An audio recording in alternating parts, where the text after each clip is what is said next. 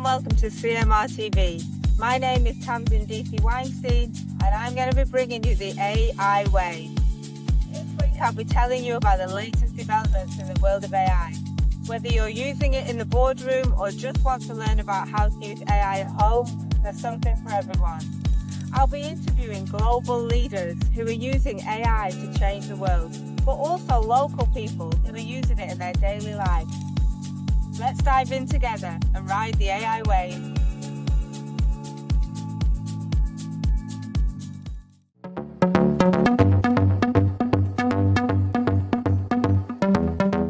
Good morning, everyone, and welcome to the AI wave, Cayman's AI show. And we have a very special guest here today. I'm going to pronounce this wrong, most probably, but you can correct me if I'm wrong. It's Teresa Guastella. Is that correct? That is correct. Perfect. Otherwise known as T. Correct. And T is a CEO and co-founder of a company called RoomRite, which is an innovative B2B resale platform that helps hotels and corporate travel planners to monetize unused group room inventory. So basically, if a hotel books 100 rooms for a conference and they end up needing only 80, normally they would swallow the loss. But RoomRite helps them to monetize, get their money back, and maximize room utilization. Is that correct? That is correct. So can you tell us a little bit more? Tell us a little bit more about RoomRite and why you set it up in the first place. Sure. Yeah, so we're here to, as you mentioned and you articulated so well, to monetize unused inventory. The concept came forth through an attrition situation. So what does attrition mean? Attrition is when, if we want to just zero in on what that means a hotel gives a premium rate to a corporation or organization, and they're responsible for picking up a certain amount of rooms. If they're unable to pick up those rooms, they provide an invoice to that organization and they end up paying for empty rooms. Now, this has been going on since the 1990s, sending out an invoice for attrition. So we wanted to build a platform that would help to solve this problem. And as you mentioned, it's a $20 billion problem. It isn't just a $20 billion problem. That's the problem that within the hotel side of it, it's actually a $190 billion problem if you think about industry-wide when any type of cancellation takes place. And so that was the ethos around why we built it. We had a real situation right after COVID, the moratorium was lifted and people were chomping to the bit to get out. And we had a customer that had a group of rooms in Cancun that they could not fulfill. And we helped them fulfill those rooms with another contract or another organization. And so both organizations win. The resort wins. They now get their ancillary. They're very happy. And not only that, they get a new lead. So this is really disrupting the industry, but we believe it's disrupting it in a really good way because it's better to fill those rooms than to send out an invoice. It just is. There's just so much more there, right? So that's how it all kind of came to fruition. Where are you based at the moment? We're in Orlando. But you service people all over the world. You have clients all over the world, I assume. Correct. And when did the company start, T? We started this idea, at the time I had two other co-founders, and that was roughly 3 years ago, and we started to build this out. And then in September of last year, I took the company over and redirected it into a B2B platform. And so we have built our team. We have a very strong board. I have a co-founder, an amazing co-founder. Her name is Jennifer Engler, and she's our chief operating officer. She's also an attorney. But not only that, we have an amazing DevOps team and software development team. And so we've been building this out and kind of rebuilding it, let's say, since September of last year. We did our soft launch in March of this year, and we're continuing to evolve, which is great. Interesting. So what we're really interested in today is the AI element. It's obviously a really interesting business model anyway, but for a relatively new company, you're already innovating and you're already embedding AI across the whole business model. And that's something that our viewers are very, very interested in. So hospitality and tourism is a huge industry here in Cayman. Everything from the big hotel chains such as Ritz and Westin to the small boutique hotels. And Sure. hospitality really is a pillar of our community. So there'll be lots of people listening who are interested not only in your business model, but how you are choosing to embed AI. So tell me about your kind of aha moment. When did you suddenly think we need to be utilizing AI to make our business more efficient? Yeah, we've actually been talking about that with the product roadmap for some time now, but we were really fortunate enough to bring on a strategist, an AI strategist, whom you're familiar with. He has helped to guide us. So with his business and AI expertise and our side of just me really staying on top of the analysts and what's going on in the industry and how can we embrace this, but not only how can we embrace this, how can we save time and how can we save money? This is how it all came together. And we're starting with a phase one with the AI, and we're really excited about that. And what we're doing is we're starting with this idea of not having to hire for data entry. We're not having to do price checking and research, and actually training the agents, the AI agents, to go out and do that for us. And what does that mean? That means it's saving us as an organization a lot of time. And when you're saving time, you're saving money. And we don't have to hire for those positions in and of itself. And we, as a team, can spend more of our time doing more of the hospitality side, and that's really, getting to know the customers. What do we need to do? How can we do it? And have all this other back end stuff being taken care of. So that's how we're starting. Yeah. And that's a huge jump it's a huge jump for anybody to implement AI because it's still very risky. They say that 85% of AI projects still fail to this day because it's such a new technology. So what made you as a small business take that jump? What made you think, right, we're going to just go for it? Well, I'll tell you what really made us take the jump is having an expert on our team that we can trust. And so that's really what helped us take that leap. Now, we've been anticipating and knowing that we need to embrace this idea of AI, but it isn't just one of those things that you want to do without really being methodical about next steps. And so this has really worked out great because this gentleman is on our board. He's also we'll be working with the same company on our software development as we evolve, and it just really makes sense for us to do that. So we were really fortunate. So that's a long answer to say having the experts in their given areas is really important to us. So can you go into a little bit of detail for the viewers on the specifics on what problems AI is going to solve? So I know there's a few different areas. You've gone big bang and you're approaching AI with a few different problems at once rather than just starting off small and growing, which is amazing because you're trying to revolutionize your business. So can you just tell the viewers which specifically the areas where AI is going to make changes? Yeah, so if you think about our product roadmap, it does seem like we're doing the Big Bang approach and doing it all at once, but we're really not.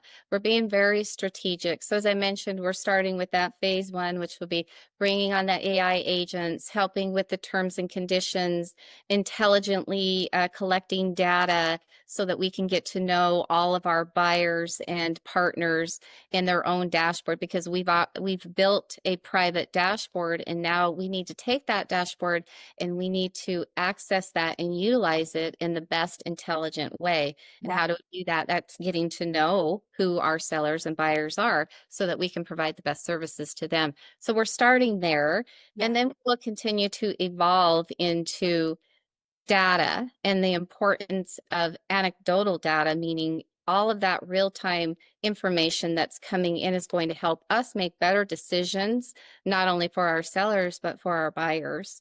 And then we'll move into that as we come in toward the end of the year, which will help us with our subscription model, saving our buyers and our sellers a lot of time with the tools that we'll be providing. So let me go back to the first one. What would that process have looked like before? So the terms and conditions process, what would that process have looked like for you as a business? And what will it look like once the AI is fully implemented? Yeah, that's a really good question. it has been very cumbersome because if you could imagine, we're a startup company, right? And so we're scaling and we're always looking for the best ideas on how we can save time and money. And what we've been doing and what it has looked like, it is no longer working because we're growing, right? So if you could imagine, we have 300 hotels that are now coming in, which they are. By the end of August, we'll have more than 300 hotels. We cannot send out terms and conditions to every one of these hotels. It just takes, it very becomes very cumbersome, and it takes a lot of time to do that. And so with our operating officer, who is also an attorney, she's got all these contracts and she's very good at what she does, but at the end of the day, it becomes a lot of, a lot of legwork there. A monotonous task. Exactly. And then the other part of it is getting the inventory and helping to ramp up all of the hotels. There's a small window curve of learning, and we need to help them put into the platform how, do a demo and show them how to put it in and how to use it and how to pull their inventory in and take it out and change their rates. And, that all takes time. So, with all that being said, with the agents, it's going to be very helpful because we can have all of the reports, all the terms and conditions right there within our dashboard. And we can have the agents doing all of the price checking, which is also taking another 24 to 48 hours. So now we can instantaneously in real time get this inventory put onto our platform so we can promote it and try to sell it for them. That's really great. That's really great for the end user as well. And what will the process look like for them that's different? Obviously, it's a lot more efficient for you, but will they see those efficiencies, or will it all be kind of back end? Yeah, they will see the efficiencies because they won't have, this will also make life a lot easier for them because we do have terms and conditions. Now, these terms and conditions are not binding, but they're important, right? And so this makes it a lot easier so that we don't have to send out forms and we don't have to send out and wait for something to be scanned or sent back. Everything's right there within our platform. And the other side of that is that's just the one-step approach. The next step onto that will be with our buyers. So if you think about business buyers, business travelers, business group, all of the corporations and organizations that we're working with, a lot of them have their own terms and conditions. And so if we intelligently get to know what their terms and conditions, we take what we've done internally and we move it now into the next level, which is helping them to do that same streamline within theirs so that when they have buyers within their organization using our platform, it's already right there for them. So that's just one example of many. So tell me how far you are along in the process at the moment. I know you're still building this tech. Is it launched yet? Have you piloted any of it? What's your timeline? So the timeline is it's in steps. And so this first phase will come to fruition within 3 months, but some of it will be That's built fast. out. Yeah, some of it will be built out in 30-day increments. So it'll continue to evolve within 3 months for this first phase. Yes. So you're almost there. You're gearing up to the launch. Yes. And how are you going to do it? Are you going to do it with all of your clients at once, or are you going to pilot it with small groups? I know that a lot of our viewers are very interested in how you actually integrate the tech and embed it and get going with it. So have you decided to go all out, or are you going to pilot it first? Yeah, I think what we'll do, and this is a decision we'll make internally together, but my thought process is we'll take one of our independent corporate clients that we're working with, and they've got a series of hotels, and we'll work specifically with their hotels and push it out, and then we'll move into the next 300, and then we'll continue to evolve from there. And are any of your competitors doing anything like this that you know of, or are you the only one? Not that we're aware of. You're way ahead of the field then. I think so. I really do. I think with with us being very intentional because this industry is ever evolving. It's constantly changing. And as it changes, we have to pivot. And part of my responsibility as a CEO is to make sure that I'm staying on top of what are the trends? Why are they changing? How are we moving?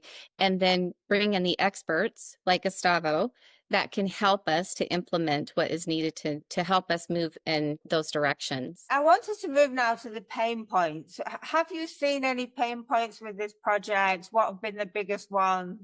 Like we were saying, they still say that 85% of AI integrations fail currently because it's so new. You know, it's not like any other technology. It's far bigger than that. So are there any pain points that you could share with our viewers that they could kind of resonate with?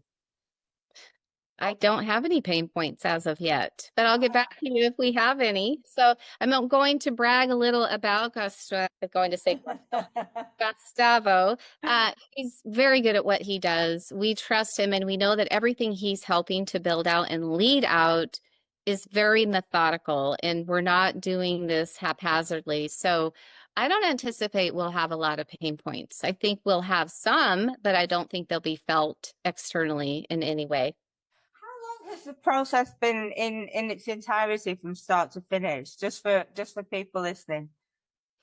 So for this phase, as I mentioned, it'll be for 3 months. I would imagine that each phase will be roughly 3 months. So we're going to have several phases as we roll out the different initiatives. And so you've literally just started, have you? You're just at the very beginnings of wow, that is incredibly exciting.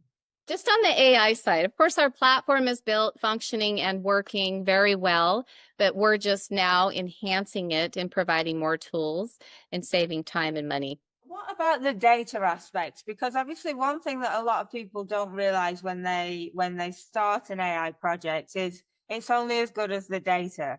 And actually cleaning the data and organizing the data is normally a longer task than building the AI tool that you're going to be utilizing. So did you start off with data that was ready to go? Were you one of the lucky ones that were in that position, or has that been a long process? Actually, yeah. So we've been collecting data for about 2.5 years. We do have it categorized very specifically, but while our team, we've got two different teams, right? We have one team that's working on the AI initiative, and then we also have a development team that's working on the data and the dashboard and all of that information, the reporting, all of the information that comes in. So this is all happening simultaneously with the cohesiveness of the two coming together. How many people have you got working on the project out of interest? Because again, the scale of it is something that a lot of people will be interested in. Sure. Yeah, so for the AI side, we have Gustavo's team is, I want to say he's got 3 developers. We have 6 on our AI team. And then, of course, he's leading it out with a product manager. And then on the other side of it, we have another product manager that's helping with the dashboard and all of the data and information. And we have 2 developers. And do you see AI being something that you constantly update and integrate into the business from now on? Is it a one and done, or is it something that you see being... Oh, no, yeah, it's part of our product roadmap for sure. Here's the thing about AI. There's a lot of people that are nervous about it, as you know, but for us, we're looking forward to embracing it, because here's what we're able to do. We're a hospitality company, right? We're talking about hospitality with a lot of your viewers. We want to be able to provide more of a hospitable, personalized experience. We can do that now if we're not doing a lot of this back end type of work that we can actually put out. And so if we can do that and make sure that we're being very strategic about how we're using AI and how we're keeping that personal touch, which will, in my opinion, it should never go away. The personal touch should never go away. There should be a very graceful transition from AI to the personal touch if that's needed. But everything that we feed in and all of the information we're putting in and we're getting to know intelligently with all of our buyers and sellers, that is actually going to be another personalized touch because it makes their experience better too. The human touch is something that really interests me. And personally, I don't know which way it's going to go in the future. I kind of sway from day to day. I think there's certain industries like law and medicine and health where we need the human 100% because people want that trust element. They trust a human to tell us the answer. They trust a human to give us a diagnosis. I don't believe the human is better at diagnosing, for example, in medicine, but I believe that humans need humans to tell them. And then there's other industries that I believe it might disappear 100%, but I don't know, because as humans, we also want other humans, so it might swing back the other way. So it's a really interesting concept, the human in the loop concept, because with any AI integration, currently it's augmentation. It's not taking over human roles, it's augmenting with them. And if humans can learn to work with them, like you're saying, they are the most successful. So you don't believe in your industry will ever get to a point where the human is completely out of the loop? I personally, I don't. I hope that isn't the case because there's always a need for empathy, right? And we can't get that through AI. And the other side of it is the personal touch. So I think what we can do is we can work together with AI. So I do think that, and I know one of your thoughts were, what do we look at from now between now and 2030? I do think that most of the bookings will take place digitally without human touch. However, I do believe that we then have a responsibility to follow up on a human standpoint, and that needs to never go away, especially in the hospitality side of things. From the moment they've booked, we need to make sure we're touching base with them. And even if that is through an AI agent, we still need to be able to give them some sort of an acknowledgement on who they can reach out to if they have a need, if they need to talk. We need to give them options. Yes. Yeah. Do you So think as well? So I think there's a cost model here as well, isn't there? That for higher end, almost white glove services, people expect the human, but the lower end services, the one I think about is restaurants. You can go to fast food restaurants now in Asia or even in America. You can take your order digitally. A robot can serve you. There is no, even cooking, there's robots flipping burgers. There is no human in the loop. And if you're paying a minimal cost for that meal, nobody's worried about it. But if you go to a Michelin star restaurant and there's no human chef cooking, there's a different perception of what you should be getting. So I also think the cost analysis is something that might be taken into account in the sector going forward. absolutely. I agree with you 100%. So I think that one of the things that we'll be doing, we'll have that co-pilot, and then we will also have the bot. And there's a difference between the two. So as we move into our subscription models, which we will be doing and rolling out, and AI is helping us with that toward the end of the year, if you think about the white glove service, we will have a co-pilot that will be there right beside customer service, available to them anytime, any day, but they can also transition into the human touch side of it if they need to. They have those options. Now, we'll always have the free version of what we offer, which is the platform in and of itself. And that will be the bot side of it where they can ask questions. And these are their frequently asked questions and all of the things that, we're all used to doing. But the other side of that is we also will be able to, with our subscription model, if you think about the hotels that we have partners with, because if you think of AI, it's actually, at least in my opinion, you'll correct me if I'm wrong, not really artificial intelligence, it's content intelligence, right? And so what we give it is what we get out. And so if we're putting in all of the information that with the partners that we're working with, the questions are going to be answered geared around our partnerships. Yes. And that's a really interesting point, actually. It's an argument that's still ongoing because some people say, no, AI is getting more intelligent. It's self-learning. It's teaching itself. And Apple recently put out a statement saying it's absolutely not. It's only parroting what is being told. So like you say, that was a really good example. So is there anything else you want to tell us about the business before we go on to our quick fire round? Is there anything I've missed? And is there any AI innovation that we haven't touched on? Let's see. Yes. So we are also rolling out that. So when we talk about data and we talk about reports, there's a lot of really good information that we need to be able to make us as an organization, but not only us, we also need to as a hospitality industry.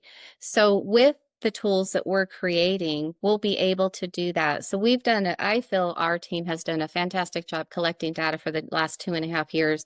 And now we can actually pull all that in, bring it out. And ideally, what I would really love to see happen, I don't know if it'll happen, but I'd love for somebody to create something to where we would actually be able to have real-time data and not having to wait for the analyst to tell us the trends in the industry. Hopefully, there will be a time and day where we can actually get real-time trends so we can make immediate, quick decisions just like that in what we need to do and how we need to pivot. That's really interesting. And it shouldn't be too far off. If you think about it, the hard bit is having the data, being able to analyze it real time. The compute power is there now. It's just having that interface that allows it to happen. And Sure. I'd say that will be hugely beneficial. Yeah, I think so too.